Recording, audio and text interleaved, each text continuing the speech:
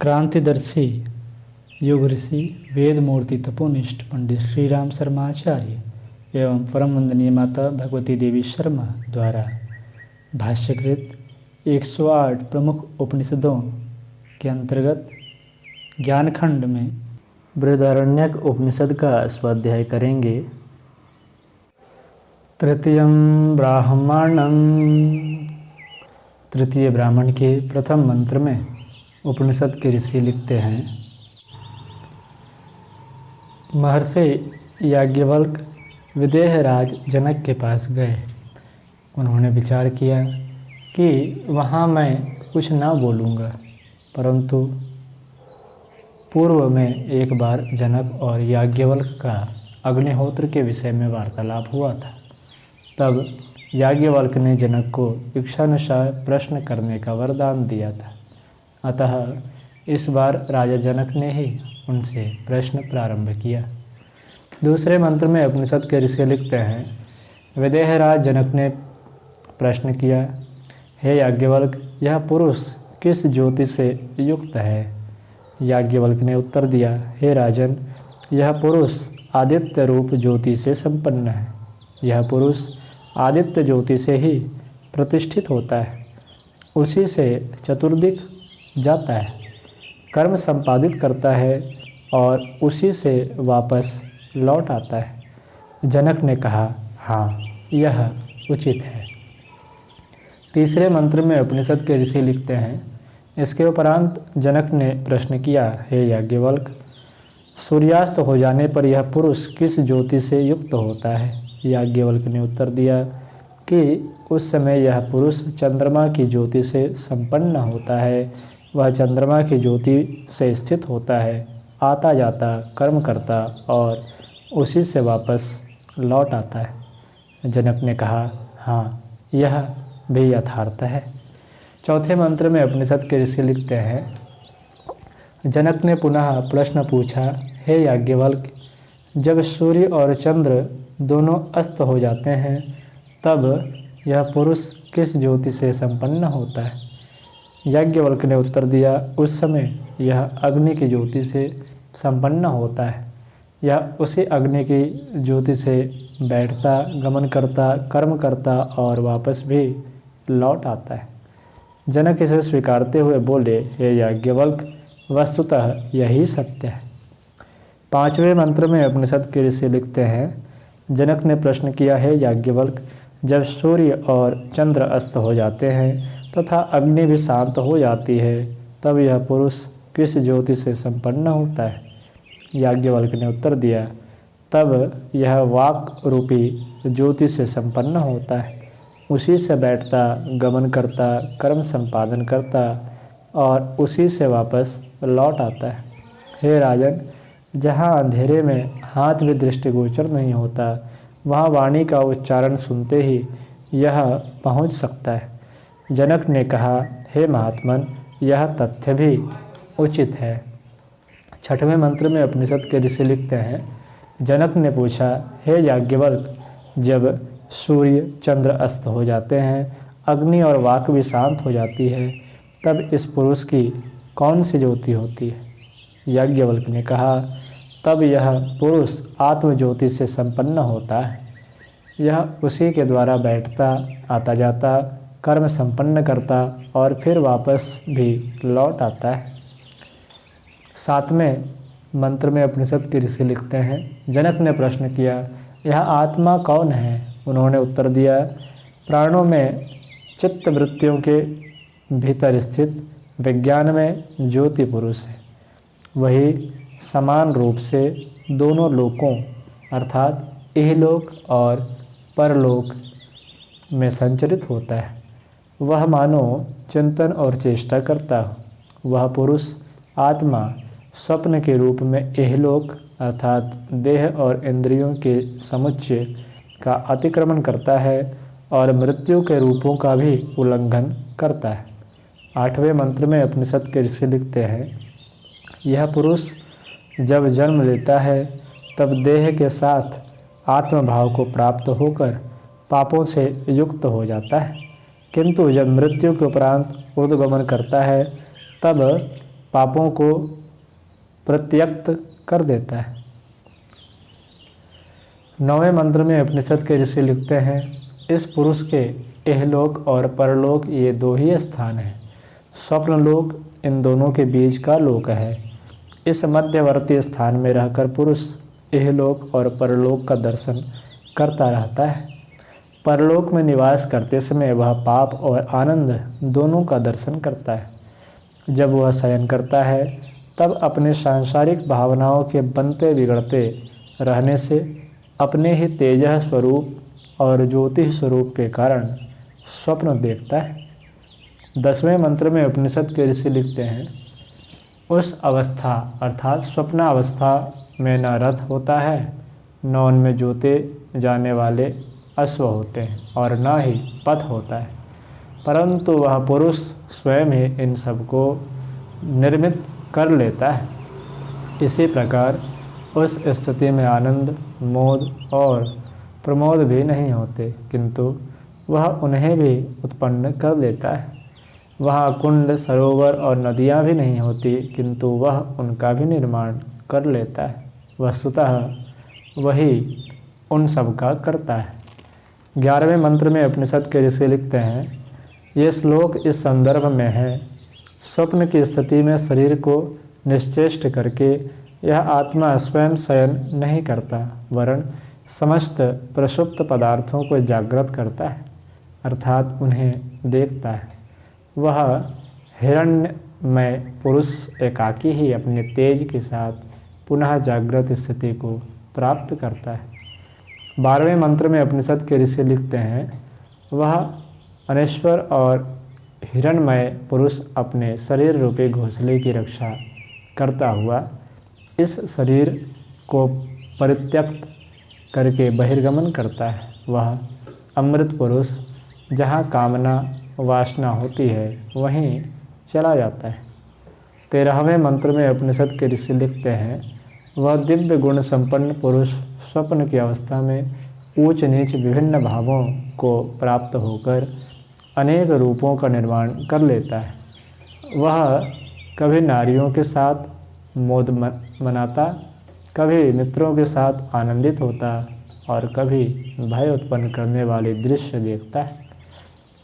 14वें मंत्र में उपनिषद के ऋषि लिखते हैं, सभी इस पुरुष के विश्राम स्थल अर्थात शरीर को ही देखते हैं, उसके वास्तविक स्वरूप को कोई नहीं देखता।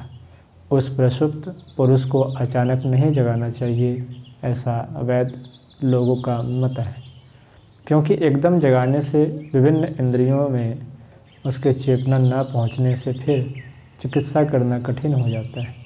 कुछ लोग ऐसा कहते हैं कि यह स्वप्नावस्था जागृत स्थिति ही है, क्योंकि जो पुरुष आत्मा स्वप्नावस्था में देखता है वही जागृत अवस्था में भी देखता है। इस स्थिति में यह पुरुष स्वयं प्रकाशपुंज होता है। यह सुनकर जनक बोले, मैं आपके निमित्त 1000 मुद्राएं प्रदान करता हूँ। हे भगवान, अब मोक्ष संबंधी उपदेश प्रदान करें।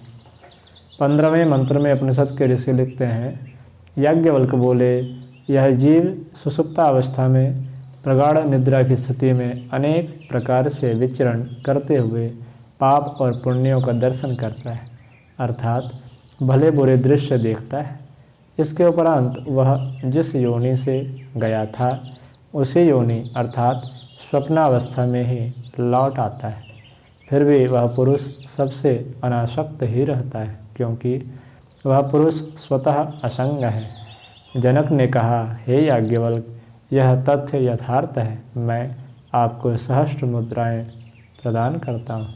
आप मेरे लिए मोक्ष विषयक उपदेश करें।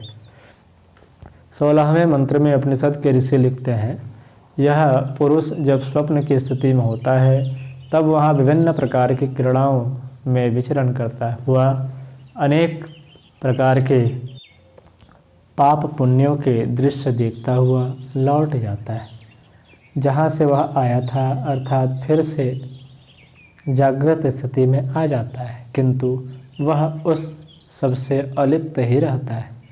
जो कुछ उसने वहाँ देखा था, फिर भी वह पुरुष अनासक्त ही रहता है। इसका कारण यह है कि पुरुष वस्तुतः असंग ही होता है। यह सुनकर जनक बोले, हाँ भगवान, यह यथार्थ है।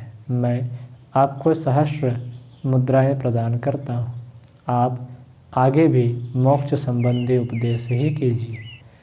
17वें मंत्र में उपनिषद के ऋषि लिखते हैं, यह आत्मा जागृत स्थिति में विचरण करते हुए विभिन्न पाप पुण्यों का दर्शन करते हुए पुनः वहीं स्वप्न अवस्था में पहुंच जाता है।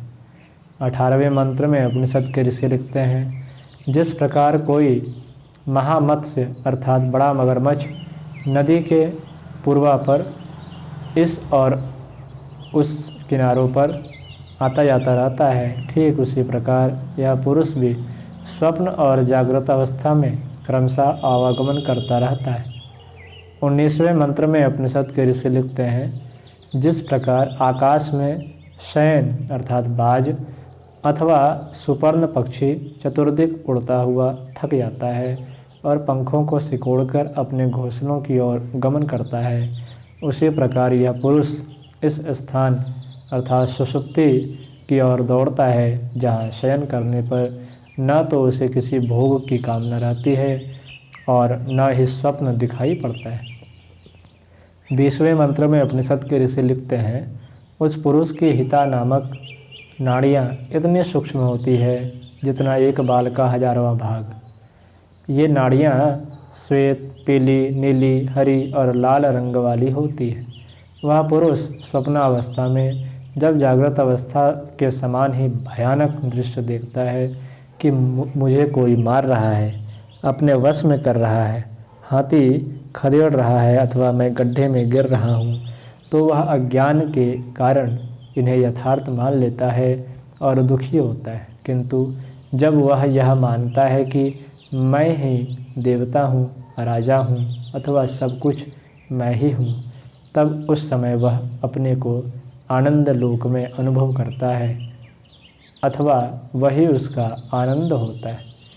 21वें मंत्र में उपनिषद के ऋषि लिखते हैं, सुषुप्तावस्था में अवस्थित उस पुरुष का रूप काम रहित, पाप रहित और भय रहित होता है। जिस प्रकार अपनी निज की पत्नी का आलिंगन करने वाला पुरुष पूर्णतया आत्मविभोर होने के कारण बाहर और भीतर की सभी प्रकार की जानकारियों से अनभिज्ञ रहता है, उसी प्रकार यह पुरुष प्राज्ञ आत्मा से एकीकृत होकर बाह्य और आभ्यंतर विषयों से अनभिज्ञ रहता है, अर्थात उसे कोई चिंता नहीं सताती। उस पुरुष का यह स्वरूप निश्चित ही आप्तकाम, आत्मकाम, निष्काम तथा शोक रहित होता है। 22वें मंत्र में उपनिषद के ऋषि लिखते हैं, सुषुप्तावस्था में पिता, अपिता, माता, अमाता, लोक, अलोक, देव, अदेव, वेद, अवेद, चोर, अचोर, भ्रूणघाती, अभ्रूणघाती, चांडाल, अचांडाल, पोलकस अर्थात क्षत्रिय, स्त्री और शूद्र पुरुष से उत्पन्न पुरुष, अपोलकस, सन्यासी अर्थात श्रमण, असन्यासी, तपस्वी, अतपस्वी हो जाते हैं। तब वह पुरुष समस्त पुण्यों और पापों से अनासक्त रहता है, क्योंकि उस समय वह हृदय के संपूर्ण सुखों को पार कर चुका होता है। 23वें मंत्र में उपनिषद के ऋषि लिखते हैं, उस स्थिति में वह देखते हुए भी नहीं देखता, अमरत्व प्राप्त होने के कारण उसकी दृष्टि कभी विलुप्त नहीं होती। उस अवस्था में उस अर्थात पुरुष के अतिरिक्त और कुछ भी नहीं होता जिसे वह देख सके। 24वें मंत्र में उपनिषद के ऋषि लिखते हैं, उस समय सूंघने की शक्ति होते हुए भी वह नहीं सूंघता, उसकी घ्राण शक्ति कभी समाप्त नहीं होती, क्योंकि वह अनश्वर होता है। वह अवस्था में वह क्या सूंघे, क्योंकि उससे भिन्न अन्य कुछ भी नहीं है। 25वें मंत्र में उपनिषद के ऋषि लिखते हैं, वह रस ग्रहण करने में समर्थ होने पर भी रस ग्रहण नहीं करता, उसकी रस ग्रहण करने की सामर्थ्य का कभी लोप नहीं होता, क्योंकि वह अमर्त्य है। उस स्थिति में उससे भिन्न अन्य कोई पदार्थ भी तो नहीं है जिसका वह रसपान करे। 26वें मंत्र में उपनिषद के ऋषि लिखते हैं, वाक शक्ति संपन्न होते हुए भी वह बोलता नहीं। उसकी वाक शक्ति का कभी विनाश नहीं होता, क्योंकि वह शाश्वत है। उससे अन्य कुछ और भी तो नहीं है जिसके संदर्भ में वह बोले। 27वें मंत्र में उपनिषद के ऋषि लिखते हैं, वह श्रवण शक्ति से युक्त होने पर भी नहीं सुनता। अमर्त होने के कारण उसकी श्रवण शक्ति का कभी विनाश नहीं होता। उससे भिन्न जब कुछ भी नहीं है तो वह क्या सुने। 28वें मंत्र में उपनिषद के ऋषि लिखते हैं, मनन करने की सामर्थ्य होने पर भी वह मनन नहीं करता। कभी नष्ट न होने वाला होने से उसकी मनन शक्ति कभी समाप्त नहीं होती। उसके अतिरिक्त जब अन्य कुछ है ही नहीं तो वह मनन भी किसका करे। 29वें मंत्र में उपनिषद के ऋषि लिखते हैं, स्पर्श की शक्ति से संपन्न होने पर भी वह स्पर्श नहीं करता। उसकी स्पर्श शक्ति का कभी लोप नहीं होता, क्योंकि वह अमरणशील है। जब उससे भिन्न कुछ भी नहीं है तो वह स्पर्श भी किसका करे। 30वें मंत्र में उपनिषद के ऋषि लिखते हैं, जानने की सामर्थ्य होने पर भी वह नहीं जानता। उसके ज्ञान का कभी लोप नहीं होता, क्योंकि वह अनश्वर है। उससे भिन्न कुछ भी नहीं है जिसे वह जाने। अब जागृत स्थिति का वर्णन किया जा रहा है। 31वें मंत्र में उपनिषद के ऋषि कहते हैं, जहाँ जागृत अवस्था में अपने से भिन्न कुछ अन्य का भाव होता है, वहाँ उस स्थिति में अन्य का दर्शन करने, अन्य को सूंघने, अन्य का रसास्वादन करने, अन्य को बोलने, अन्य का स्पर्श करने और अन्य को जानने में समर्थ होता है। अर्थात जागृत अवस्था में समस्त बाहरी विषयों से संबंध रहने से स्वयं से भिन्न सबकी अनुभूति होती है। 32वें मंत्र में उपनिषद के ऋषि लिखते हैं, याज्ञवल्क्य ने आगे कहा, हे राजन, जिस प्रकार अथाह जल में एक अद्वितीय दृष्टा है, उसी प्रकार सुषुप्तावस्था में एक अद्वैत दृष्टा है। यही ब्रह्मलोक है, यही इस पुरुष की परम गति, यही इसकी सच्ची संपदा है, यही इसका परम लोक और परम आनंद है। इसी परम आनंद के एक भाग का आश्रय ग्रहण करके समस्त भूत जीवित रहते हैं। 33वें मंत्र में उपनिषद के ऋषि कहते हैं, जो मनुष्यों में आराध्य अर्थात संपूर्ण अंग अवयवों से युक्त और समृद्धि से संपन्न है, समस्त मानवीय भोग पदार्थों से युक्त है, मनुष्यों में उत्तम और उनका अधिपति है, वही मनुष्य का परमानंद है। मनुष्यों का 100 गुना आनंद पितृलोक विजेता पितरों का एक आनंद होता है। पितृलोक विजेता पितरों के 100 आनंद गंधर्वलोक का एक आनंद है। गंधर्वलोक के 100 आनंद देवताओं का कर्म रूपी एक आनंद है। कर्म के माध्यम से ही देवत्व की प्राप्ति होती है। देवगणों के कर्म स्वरूप सत आनंद जन्मसिद्ध अर्थात अजन्मा देवताओं के एक आनंद के बराबर है। निष्काम वेद पाठी और पाप रहित पुरुषों का भी वही एक आनंद है। अजान देवताओं के 100 आनंद प्रजापति लोक के एक आनंद के समतुल्य है। कामना रहित श्रोत्रिय और पाप रहित व्यक्तियों का भी वही एक आनंद है। प्रजापति लोक के 100 आनंद ब्रह्मलोक के एक आनंद के बराबर है। वेद पाठी कामना रहित और पाप रहित व्यक्तियों का वही एक आनंद है। याज्ञवल्क्य ने कहा, हे सम्राट, इसी को परमानंद और इसी को ब्रह्मलोक कहते हैं। महाराज जनक बोले, मैं आपको 1 सहस्र गौवें अथवा मुद्राएं प्रदान करता हूँ। अब आप आगे भी हमारे निमित्त मोक्ष का उपदेश करें। यह सुनकर ऋषि याज्ञवल्क्य भयभीत हो गए कि इस मेधावी राजा ने तो मुझे सब प्रश्नों के उत्तर मिल जाने तक प्रतिबंधित कर दिया है। 34वें मंत्र में उपनिषद के ऋषि लिखते हैं, याज्ञवल्क्य ने आगे कहा, यह पुरुष स्वप्न समाप्त हो जाने पर क्रीड़ा और विहार के पश्चात पाप पुण्य का दर्शन करके पुनः उसी मार्ग से जागृत अवस्था में पहुंच जाता है जहां से वह गया था। 35वें मंत्र में उपनिषद के ऋषि लिखते हैं, जैसे भारवाहक शकट बोझ के कारण चरमर शब्द करते हुए गतिमान होता है, वैसे ही देह स्थित यह आत्मा प्राज्ञ आत्मा से अधिष्ठित होकर शब्दायमान होता हुआ ऊपर को श्वास खींचता हुआ गमन करता है। 36वें मंत्र में उपनिषद के ऋषि लिखते हैं, जिस समय यह शरीर वृद्धावस्था को प्राप्त होकर कमजोर हो जाता है, उस समय यह पुरुष उसी प्रकार शरीर के अवयवों से छूटता जाता है जिस प्रकार आम, गूलर अथवा पीपल का फल वृक्ष से अलग होकर गिरने लगता है। यह पुरुष उसी मार्ग से अन्य योनियों में शरीर धारण करने के निमित्त चला जाता है जिस मार्ग से आया था। 37वें मंत्र में उपनिषद के ऋषि लिखते हैं, जैसे क्रूर कर्मी सैनिक, दंडाधिकारी, सारथी और ग्राम के प्रधान या नेता लोग आते हुए राजा की अन्न पानी, निवास आदि की व्यवस्था करके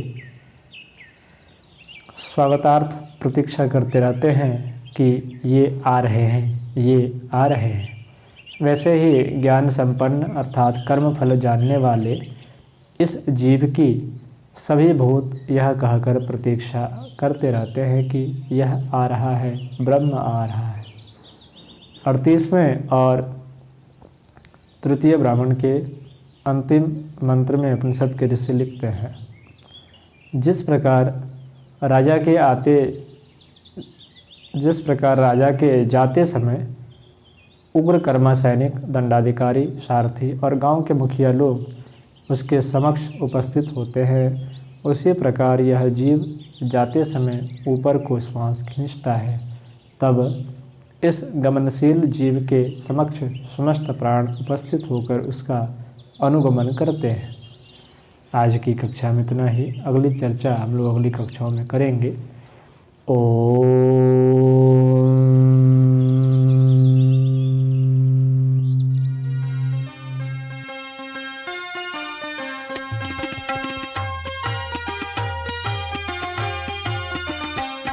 चलो गुरुदेव के सपने सजाने की शपथ ले लें।